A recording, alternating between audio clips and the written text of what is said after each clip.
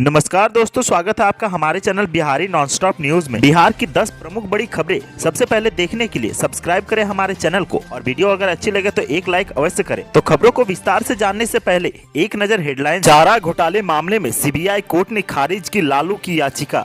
पटना के कई गंगा घाटों का मुख्यमंत्री ने किया निरीक्षण, अधिकारियों को दिए कई आवश्यक निर्देश। पटना पहुंचने पर तेजस्वी ने कहा मीडिया से कल करेंगे बातचीत। रक्षाबंधन पर परिवहन विभाग की सौगात, राखी दिन सिटी सर्विस की बसों में महिलाएं कर सकेंगी फ्री यात्रा। बिहार में अब ऑनलाइन जमा कर सकेंगे जमीन का ब्यौरा और वंशावली, सरकार ने की बड़ी पहल। वित्त रहित शिक्षकों और कर्मियों को लेकर सरकार का बड़ा फैसला, अब ऐसे मिलेगा अनुदान। शाहनवाज हुसैन ने किया सुपौल इंडस्ट्रियल एरिया का निरीक्षण, मखाना उद्योग विकसित करने का दिया निर्देश। पटना समेत बिहार के 5 जिलों में भारी बारिश की चेतावनी, मौसम विभाग ने जारी किया अलर्ट। बिहार के शिक्षकों को मिड डे मील से मिलेगी मुक्ति, अक्षय पात्र फाउंडेशन को दी गई जिम्मेदारी।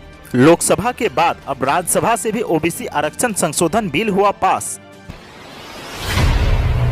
इस वक्त की बड़ी खबर रांची से आ रही है, जहां चारा घोटाले मामले में लालू प्रसाद यादव सहित 112 लोगों की याचिका को सीबीआई कोर्ट ने खारिज कर दी है। सीबीआई कोर्ट ने बीच का रास्ता निकालते हुए कहा है कि जो फिजिकल पक्ष रखना चाहते हैं वो कोविड के नियमों का पालन करते हुए अपना पक्ष रख सकते हैं। वहीं ऑनलाइन सुनवाई के दौरान पक्ष रखने की छूट कोर्ट ने प्रदान की है। चारा घोटाले मामले में लालू प्रसाद सहित 112 अभियुक्तों की याचिका पर सीबीआई के विशेष न्यायाधीश एसके शशि की अदालत में सुनवाई हुई। सीबीआई के जवाब को देखते हुए कोर्ट ने लालू सहित सभी याचिका को खारिज कर दिया है। कोर्ट ने यह कहा है कि मामले की सुनवाई प्रत्येक दिन होनी है। ऐसे में जिन्हें कोर्ट में उपस्थित होकर अपना पक्ष रखना है वे कोरोना के प्रोटोकॉल का पालन करते हुए ऐसा कर सकते हैं। बहस के दौरान अधिकतम 5 व्यक्ति ही कोर्ट में उपस्थित रह सकते हैं। वहीं जिन्हें ऑनलाइन पक्ष रखना है वे ऑनलाइन सुनवाई में शामिल हो सकते हैं। इस मामले में लालू सहित 112 लोगों की ओर से फिजिकल सुनवाई शुरू होने के बाद अदालत में पक्ष रखने की मांग को लेकर याचिका दाखिल की गई थी। अब इस मामले में बचाव पक्ष की ओर से 13 अगस्त से बहस शुरू की जाएगी। बाढ़ के संकट को देखते हुए मुख्यमंत्री नीतीश कुमार ने बीते बुधवार को बाढ़ प्रभावित इलाकों का जायजा लिया। मुख्यमंत्री ने दीघा घाट से लेकर पटना सिटी के विभिन्न गंगा घाटों का निरीक्षण किया। इस दौरान वे कंगन घाट भी पहुंचे, जहां बाढ़ की स्थिति का उन्होंने जायजा लिया। कंगन घाट का जायजा लेने के बाद सीएम नीतीश ने बताया कि गंगा नदी के जलस्तर में लगातार वृद्धि हो रही है, जिसके निरीक्षण के लिए वे आज निकले। लोगों की सुरक्षा पर ध्यान दिया जा रहा है, इसके लिए पूरी तैयारी की जा रही है। गंगा घाटों के निरीक्षण के दौरान कई अधिकारी भी सीएम के साथ थे, जिन्हें मुख्यमंत्री ने बाढ़ को लेकर आवश्यक दिशा निर्देश दिए।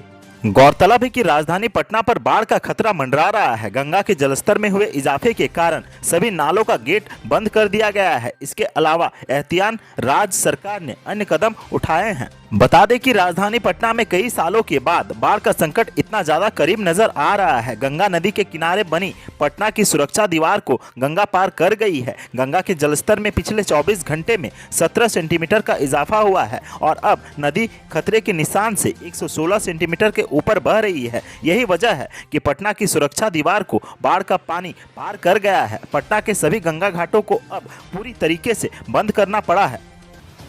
बीते बुधवार को आरजेडी नेता तेजस्वी यादव दिल्ली से पटना पहुंचे। पटना एयरपोर्ट से निकलने के बाद तेजस्वी अपने आवास के लिए रवाना हो गए। पटना पहुंचने पर तेजस्वी ने कहा कि वे कल प्रेस कॉन्फ्रेंस करेंगे, वहीं मीडिया के सवालों का जवाब भी देंगे।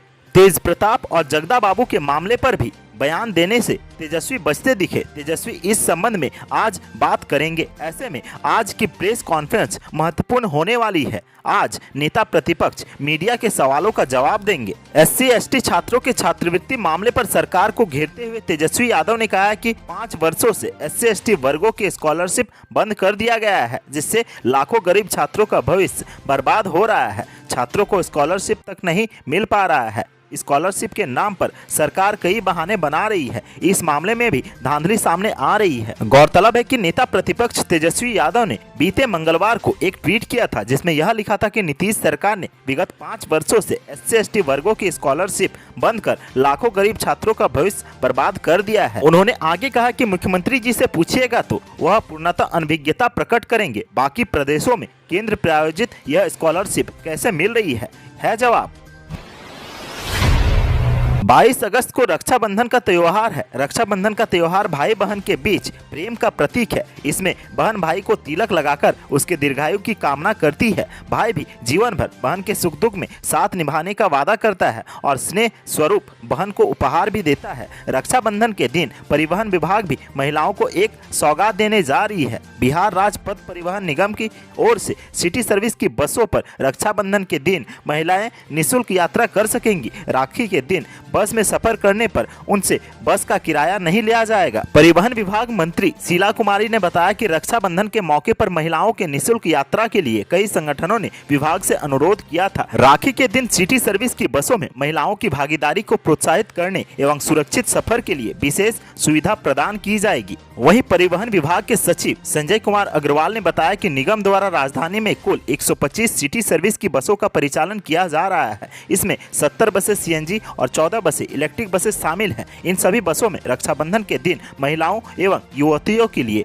बस सेवा पूरी तरह से निःशुल्क रहेगी।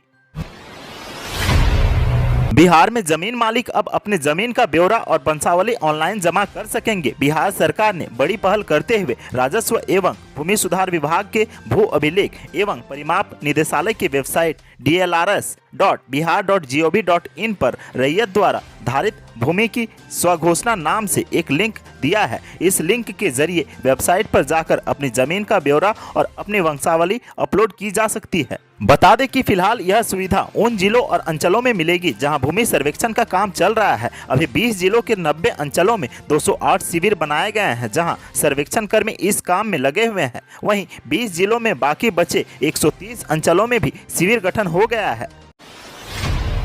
वित्त रहित हाई स्कूलों और कॉलेजों के शिक्षकों और कर्मियों को अब सरकार नई व्यवस्था के तहत अनुदान देगी। सरकार ने सिस्टम को पारदर्शी बनाने के लिए बड़ा फैसला किया है। सरकार अब वित्त रहित शिक्षकों और कर्मियों को अनुदान की राशि उनके खाते में सीधे डीबीटी के माध्यम से देगी। शिक्षा मंत्री विजय कुमार चौधरी ने कहा है कि जल्द ही इस व्यवस्था को लागू कर दिया जाएगा। शिक्षा मंत्री विजय कुमार चौधरी ने कहा है कि अनुदान देने की व्यवस्था में पारदर्शिता लाने के लिए सरकार एक सॉफ्टवेयर तैयार करवा रही है। वित्त रहित स्कूलों और कॉलेजों में जब तक पिछली अनुदान की राशि का उपयोगिता प्रमाण पत्र नहीं मिल जाएगा तब तक अगली राशि जारी नहीं की जाएगी। शिक्षा मंत्री ने कहा कि इस व्यवस्था से न केवल कर्मियों और शिक्षकों को राहत मिलेगी बल्कि सरकार के पास भी दिए जाने वाले अनुदान का हिसाब किताब होगा।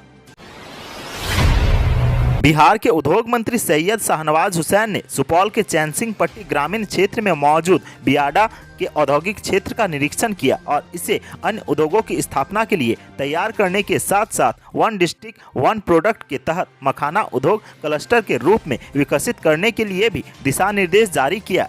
सुपौल के दौरे पर पहुंचे बिहार के उद्योग मंत्री सैयद शाहनवाज हुसैन ने कहा है कि जिले में इथेनॉल उत्पादन इकाइयों की स्थापना के लिए काफी अच्छे प्रस्ताव आए हुए हैं, लेकिन इस क्षेत्र में अन्य खाद्य प्रसंस्करण उद्योगों की स्थापना के लिए भी अपार संभावनाएं हैं। खासकर मखाना उद्योगों का क्लस्टर तैयार होने से क्षेत्र के लोगों को बहुत लाभ होगा। इसीलिए उन्होंने संबंधित अधिकारियों को निर्देश दिया कि सुपौल में मखाना उद्योग क्लस्टर विकसित करने की प्रक्रिया शुरू हो। बिहार में एक बार फिर मौसम का मिजाज बदला हुआ है। कई जिलों में लगातार बारिश हो रही है। तेज बारिश और वज्रपात को लेकर मौसम विभाग ने नया अलर्ट जारी किया है। मौसम विभाग की ओर से सिवान, सारण, वैशाली, नालंदा और पटना के लिए अलर्ट जारी किया गया है। इन जिलों में तेज हवा के साथ बारिश और वज्रपात की चेतावनी दी गई है। बिहार के सिवान, सारण, वैशाली, नालंदा और पटना जिले के कुछ भागों में अगले 2 से 3 घंटे में वज्रपात के साथ बारिश की संभावना जताई गई है। इस दौरान लोगों को घर से बाहर नहीं निकलने को कहा गया है। लोगों से यह आग्रह किया गया है कि वे सतर्क और सावधान रहे। यदि खुले में हैं तो जल्द से जल्द किसी पक्के मकान की शरण ले, ऊंचे पेड़ और बिजली के खंभों से दूर रहे। यह खबर बिहार के शिक्षकों से जुड़ी है। अब बिहार के शिक्षकों को मिड डे मील से अलग रखा जाएगा। इसकी जिम्मेदारी सरकार ने अक्षय पात्र फाउंडेशन को दे दी गई है। ऐसे में अब प्रदेश के 72,000 प्रारंभिक विद्यालयों के 1,70,00,000 बच्चों की सेहत पर अब अक्षय पात्र रसोई से सुधरेगी।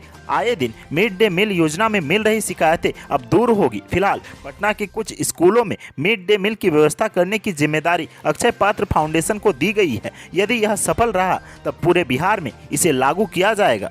इस व्यवस्था के लागू होने से मिड डे मील में लगे शिक्षकों को राहत मिलेगी। अब उनका पूरा ध्यान सिर्फ बच्चों की पढ़ाई पर ही रहेगा। इससे पहले बच्चों की पढ़ाई प्रभावित होता था। बिहार के शिक्षा मंत्री विजय कुमार चौधरी ने बताया कि फिलहाल पायलट प्रोजेक्ट के तहत अक्षय पात्र फाउंडेशन को पटना के कुछ स्कूलों में बच्चों को मिड डे मील की व्यवस्था किए जाने की जिम्मेदारी दी गई है। यदि यह प्रयोग पूरी तरह से सफल रहा तो पूरे प्रदेश में अक्षय पात्र रसोई को लागू किया जाएगा। अन्य पिछड़ा वर्ग यानी कि ओबीसी की पहचान करने और सूची बनाने का राज्यों का अधिकार फिर से बहाल होगा। लोकसभा से ये बिल 10 अगस्त को पास हुआ था और आज वोटिंग के जरिए राज्यसभा से भी ओबीसी आरक्षण से जुड़ा यह अहम बिल पारित हो गया है। इसके पक्ष में 187 वोट पड़े। ऐसे में ओबीसी लिस्ट तैयार करने का अधिकार राज्यों को मिलेगा। अब बिल मंजूरी के लिए राष्ट्रपति के पास भेजा जाएगा। गौरतलब है कि लोकसभा ने बीते मंगलवार को 127वें संविधान संशोधन के जरिए ओबीसी से जुड़े इस विधेयक को भारी बहुमत से पारित किया था। विधेयक के पक्ष में 385 मत पड़े जबकि विपक्ष में एक भी वोट नहीं पड़ा। संविधान संशोधन विधेयक पर आज राज्यसभा में भी चर्चा हुई। राज्यसभा में भी ओबीसी आरक्षण बिल पारित हो गया है। तो आज के सुर्खियों में बस इतना ही। बिहार से जुड़ी खबरों के लिए सब्सक्राइब करें हमारे चैनल को और साथ ही साथ अपने दोस्तों और रिश्तेदारों में शेयर करना ना भूलें। धन्यवाद।